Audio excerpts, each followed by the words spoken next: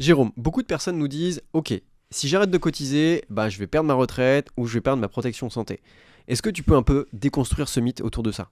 Donc il y a deux choix, il y a deux facettes, hein. On a le côté retraite et le côté santé. Restons focalisés peut-être dans un premier temps sur la retraite et on passera après La à la santé. retraite. Concernant la retraite, on peut continuer à cotiser minimum pour valider les trimestres de retraite pour les personnes qui ont un certain âge, qui ont commencé le jeu, d'accord. Ils savent très bien qu'ils l'ont perdu le jeu. On a plein de clients qui nous l'ont dit. On sait qu'on a perdu le jeu une fois qu'on l'a fini. Et on peut valider, c'est une stratégie, hein, valider uniquement les trimestres et après en prendre le maximum dans sa poche. Donc concrètement, c'est cotiser le minimum pour avoir accès aux Exactement. quatre trimestres de retraite et tout le Ça reste. peut être une solution. Deuxième solution, alors là, ce serait plus une âme d'entrepreneur, une vraie âme d'investisseur, de se dire, mais Jérôme, la retraite pour moi, je peux la faire en 10 ans. Est-ce que c'est ce que chaque entrepreneur devrait intégrer dans leur système central, mais la retraite, c'est pas pour nous. Nous, on a tellement de leviers, de stratégies fiscales dans notre boîte à outils, j'ai envie de dire, pour se faire une retraite en 10 ans, Hmm. sans forcer. Alors que un salarié, lui, il a besoin de 42 ans.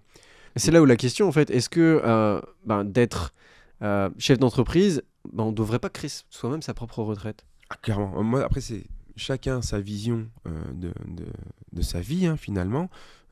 Mais pour moi, un entrepreneur, ça, ce mot doit être banni, en fait. C'est-à-dire, mais moi, j'ai tellement de solutions, j'ai tellement de leviers pour le faire que je le fais. Hmm. En 10 ans, un entrepreneur peut s'assurer une retraite qu'un salarié pourrait avoir sur 42 ans Et de c'est cotisation. quoi ces leviers justement qu'on peut utiliser pour créer sa retraite? Alors, ça peut être... Bon, je vais Du en plus faire. simple peut-être au plus complexe. Alors, moi, c'est toujours dans l'investissement. D'accord. Dans l'investissement, moi, je suis 4 règles fondamentales. C'est facilité d'entrée, facilité de sortie, des rentes et une plus-value potentielle. Si j'ai pas ça, j'investis pas. Donc on a le classique et l'investissement préféré des Français, c'est l'immobilier. Donc encore une fois, on parie sur, on parie sur l'avenir fiscal, hein. On se met dans une tranche, soit je vais dans une SCI pour transmettre à mes enfants, à l'impôt sur les sociétés, l'impôt sur le revenu, le LMNP. Mais à tout moment, l'État français peut nous couper l'herbe Hmm. sous le pied. Mais à terme, l'investissement ne paraît pas incohérent. Hmm. C'est-à-dire que ça fait des rentes. Moi, une personne qui se plaint d'avoir 1000 euros de retraite par mois, 1000 euros, aujourd'hui, peut se faire avec 2 petits achats dans le sud de la France pour 100 000 euros pièce. Enfin, si on a un peu débrouillard, on retape soi-même pour économiser. Et les 1000 euros, dans 20 ans, ils y sont, quoi. En financement à 100%. D'accord. Donc là, premier levier, l'immobilier. On a Ouais. aussi des leviers en tant que chef d'entreprise qu'on peut utiliser comme par exemple le PER. Donc voilà. Ensuite, on a des produits, ce que j'ai envie de dire, financiers. Hmm. D'accord. On a effectivement, comme tu le dis, le PER. Ensuite, on a tous les placements financiers, hein, les comptes titres, les plans d'épargne d'action. Tout ça, en fait, dans le temps, il y a des hauts et des bas comme dans tous les marchés, hein, même dans l'immobilier, hein, on ne se rend pas compte, mais le marché de l'immobilier a des hauts et des bas. Mais en fin de compte, on en sort sur le long terme. Le plus souvent, on en sort gagnant. Juste petite parenthèse sur ça, le PER, donc plan épargne retraite, ça on peut l'approvisionner avec notre société. Exactement. Et Et en plus, c'est déductible. ça c'est déductible de notre société, donc ça c'est un levier supplémentaire qu'on a. Et après, les choses aussi très simples, ce sont aussi tout simplement les prévoyances. Alors, les prévoyances, elles ont... c'est pas un système d'investissement... il est plus pour de la sécurité. Hmm. La prévoyance, le plus souvent... Après, c'est marginal ce mot, hein. Il n'est pas très bien compris la plupart du temps, mais va couvrir l'incapacité, l'invalidité, décès. Donc c'est plus une sécurité. Après, on a de l'épargne un petit peu forcée avec l'assurance vie. Mhm. Bon, tout s'étudie en fait. On n'est pas là pour juger ces placements, mais il en existe beaucoup. C'est pour ça qu'il y a des conseillers en gestion de patrimoine qui existent, qui sont là pour évoquer tous ces produits. Il y en a d'autres qui vont arriver sur le marché. Tous les ans, il y a de nouveaux produits qui arrivent. Mais l'idée, c'est vraiment d'avoir une stratégie, encore une fois, d'avoir un plan d'action, de se dire, je fais des économies, ces économies, je développe ma boîte aussi, un investissement sur soi-même. Bien sûr. Se faire des formations pour, je sais pas, du marketing ou de son métier, pour évoluer, pour être le meilleur dans son métier. Il y en a beaucoup qui l'oublient, de se développer personnellement pour être encore plus fort et gagner encore plus d'argent. Donc c'est important tout ça.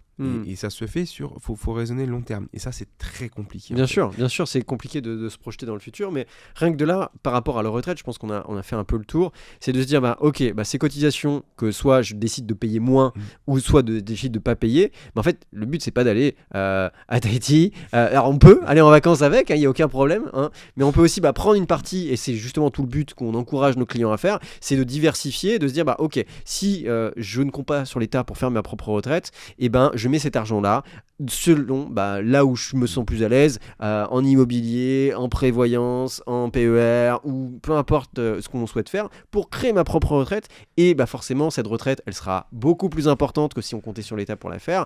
Et le retour sur investissement, il est beaucoup plus rapide également. Donc, c'est beaucoup mieux, entre guillemets, de construire sa retraite soi-même à travers ces niveaux-là. Et ça, c'est justement ces économies de cotisations sociales qui nous permettent de le faire, entre guillemets, sans friction. On n'est jamais mieux servi que par soi-même. Donc c'est très important de se responsabiliser là-dessus, de se dire, je prends les rênes de mes finances, je fais des économies, je ne décide de pas payer ou de moins payer, et de construire mon avenir. Très bien. C'est très important. Je pense que c'est clair sur la retraite et sur justement maintenant ce côté de la santé, parce que beaucoup de personnes nous disent, ouais, mais ok, si j'arrête de cotiser, pareil, si j'ai un cancer, si j'ai un accident, si j'arrête de travailler pendant 6 mois, qu'est-ce qui se passe? Alors soit si je baisse mes cotisations ou j'arrête de cotiser, qu'est-ce qui se passe concrètement? Pour les personnes qui n'ont pas forcément de gros chiffres, c'est sûr que cette question peut être angoissante, mais moi j'aurais d'autres questions à leur poser. C'est, est-ce que la personne qui est au RSA cotise? Est-ce qu'elle est soignée?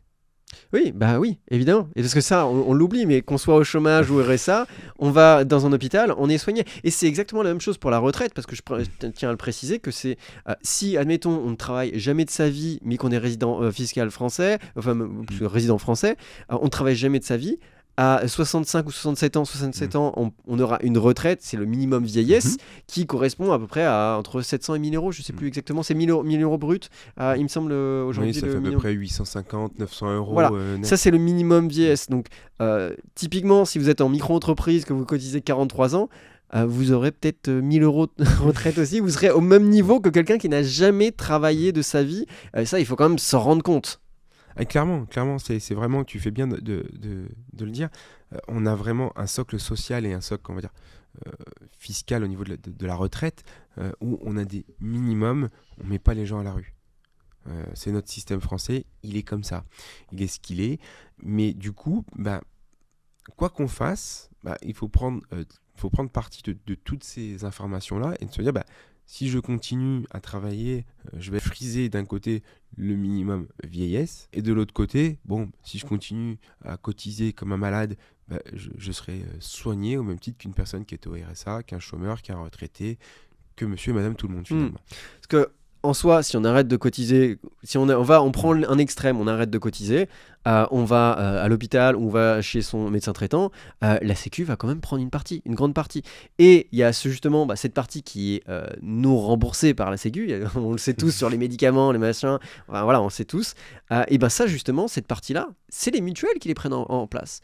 Donc aujourd'hui, ce qu'on encourage nos clients à faire, c'est que si on arrête de cotiser, ou si on veut cotiser beaucoup moins, c'est prendre une mutuelle. Alors évidemment, ça sera peut-être une mutuelle qui coûtera un peu plus cher parce qu'on aura besoin d'un peu plus de protection pour prendre le relais, mais au final, on gagnera toujours beaucoup plus d'argent dans sa poche. C'est bien ça la solution. Clairement, et je fais vraiment une petite aparté sur ça et je mets une note d'attention à tout le monde. La mutuelle, c'est la privatisation de la sécurité sociale. Donc c'est très important d'en avoir une. Moi, pour mes lunettes, quand je suis souvent assis, donc je vais souvent chez l'ostéopathe. C'est des mutuelles en plus à la carte, on fait un peu ce que l'on veut. Donc il y a 30 ou 40 ans, on a commencé à privatiser la sécurité sociale. On a commencé à donner plus de pouvoir aux mutuelles. Mais la retraite, on est en train de faire la même chose. Oui, et ça, je pense que beaucoup de gens ne s'en rendent pas compte. Il faut vraiment prendre note de ça. C'est-à-dire qu'aujourd'hui, le système par répartition commence à mourir. On nous demande de jouer sur les deux tableaux, d'avoir le système par capitalisation. Déjà, on a plus de publicité sur les plans d'épargne retraite, sur ces choses comme ça. On a beaucoup plus de personnes qui arrivent sur les réseaux ou à la télé en disant faites votre retraite, faites votre retraite, faites votre retraite. On fait la même chose qu'on a fait il y a 30 ans avec les mutuelles. Ouais, et ça je pense que c'est vraiment important à comprendre, c'est que ce qui s'est passé avant, entre guillemets, la Sécu, elle prenait tout en charge. Et après, on s'est rendu compte que ça ne pouvait plus continuer comme ça et qu'on a décidé de passer des coups de rabot dans certaines choses. Ça, les médicaments, vous allez en prendre une partie, ça, vous allez en payer une partie. Et aujourd'hui, chaque année, il y a de plus en plus de choses qui ne sont plus prises en charge par la Sécu. Et qui fait le pont justement pour prendre le reste ? Ce sont justement les mutuelles, et c'est ça la privatisation. Donc aujourd'hui, c'est de se dire, ok, au lieu de mettre mon argent à cotiser pour être protégé par la Sécu, est-ce que je le mettrais pas directement dans une mutuelle qui me protégerait encore mieux? Et surtout qu'aujourd'hui, il y a les paliers, on sait exactement. Et à l'opposé de ça, c'est exactement la même chose pour la retraite. On sait très bien, je crois que la Cour des comptes a publié quelque chose qui dit qu'en 2035, on ne sait pas comment on va faire pour les retraites. Parce que petit aparté, c'est aujourd'hui les personnes qui travaillent qui payent pour la retraite des personnes qui sont déjà en retraite. C'est pas pour notre propre retraite, juste c'est important à savoir. Et donc, ce système de répartition, on sait que il va un petit peu droit au mur. Et c'est pour ça qu'on encourage les gens aujourd'hui de préparer par eux-mêmes leur retraite.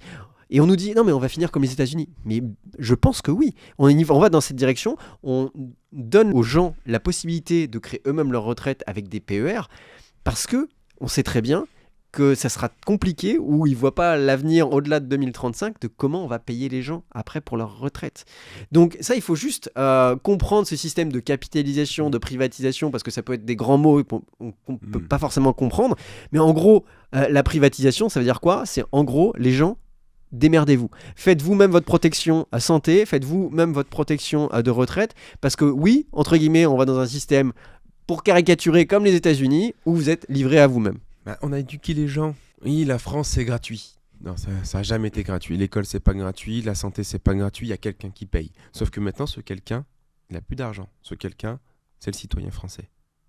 Et il n'a plus d'argent. Avec tout ce qui s'est passé économiquement, on n'a plus d'argent. On a commencé à privatiser les mutuelles, maintenant c'est débrouillez-vous. De l'autre côté, on est en train de faire la même chose pour les retraites. Tu l'as bien dit, la Cour des comptes a publié dans le Monde, je crois, qu'en 2035, ils se grattent la tête, ils ne savent pas comment payer les pensions retraite.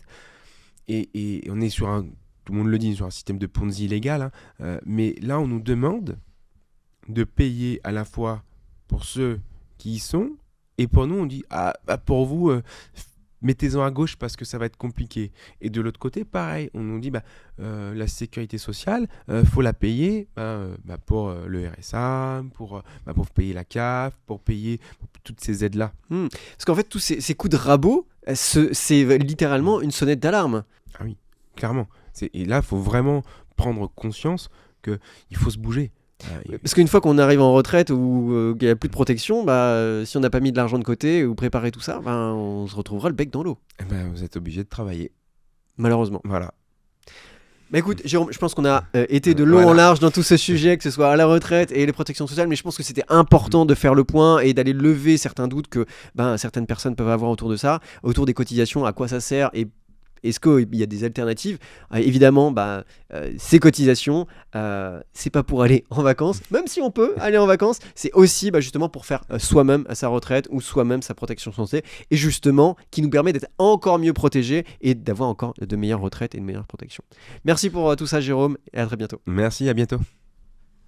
Voilà, j'espère que cette vidéo t'a apporté de la clarté sur ce sujet. Si c'est le cas, n'hésite pas à t'abonner à la chaîne et à activer la cloche pour recevoir nos prochaines vidéos. On publie du contenu chaque semaine pour t'aider à optimiser ta fiscalité et garder plus d'argent. À très vite.